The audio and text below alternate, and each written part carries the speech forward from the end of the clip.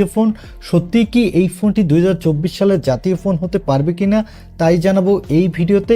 এছাড়া জানাবো এই ফোনটি যে দামে অফিসিয়াল লঞ্চ হয়েছে এই দামে কি এই ফোনটি আপনার কেনা ঠিক হবে কিনা, বা এই ফোনটির বিকল্প হিসেবে আপনি কোন ফোনটি কিনতে পারেন তাও জানাবো এই ভিডিওতে। চলুন তাহলে আর কথা না বাড়িয়ে সরাসরি চলে যাই মূল ভিডিওতে। তবে মূল ভিডিওতে যাবার আগে আপনাকে বলবো ভিডিওতে একটি লাইক দিয়ে চ্যানেলটি সাবস্ক্রাইব করে আমাদের সাথে থাকুন। প্রথমে এই ফোনটির বক্স কন্টেন্ট দেখে আসি। এই ফোনটির বক্সটি খুললেই পাবেন ছোট্ট একটি বক্স।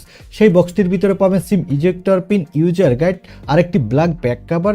তারপরে পাবেন কাঙ্ক্ষিত ফোনটি, তারপরে পাবেন চার্জার, ইউএসবি টাইপ সি কেবল।